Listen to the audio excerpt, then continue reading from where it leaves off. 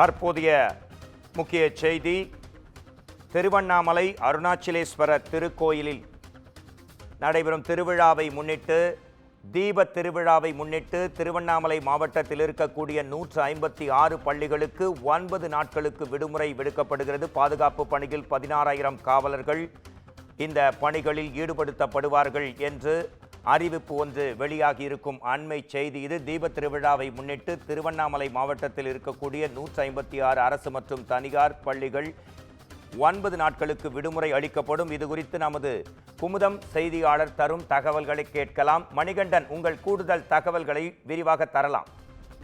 வணக்கம் மோகன்ராஜ். திருவண்ணாமலை அருள்மிகு அருணாச்சலேஸ்வரர் திருக்கோவிலில் கார்த்திகை மாதத்தன்று தீபத் திருவிழா நடைபெறுவது வழக்கம். தற்போது கடந்த 4ஆம் தேதி கொடியேற்றத்துடன் தொடர்ந்து 10 நாட்கள் காலையும் மாலையும் உற்சவம் வெகு விமர்சையாக நடைபெறும். தொடர்ந்து 10ஆம் நாள் அதிகாலை சரியாக 4 மணி அளவில் பரணி தீபமும், அன்று மாலை சரியாக 6 மணி அளவில் மகா தீபமும் ஏற்றப்பட உள்ளது.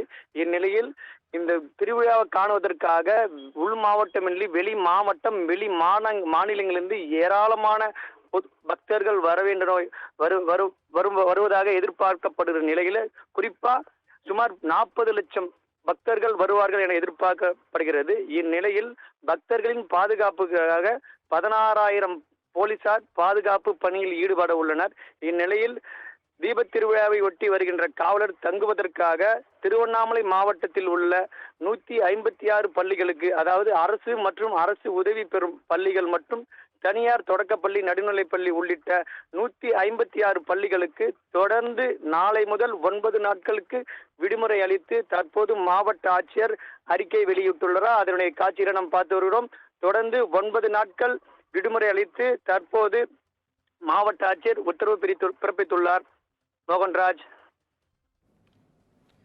156 பள்ளிகளுக்கு 9 நாட்கள் விடுமுறை என்ற செய்தி, அது மட்டுமல்ல 40 லட்சம் பக்தர்கள் திருவண்ணாமலையில் கூடுவார்கள் என்ற முக்கிய செய்தி தந்ததற்கு நன்றி மணிகண்டன்.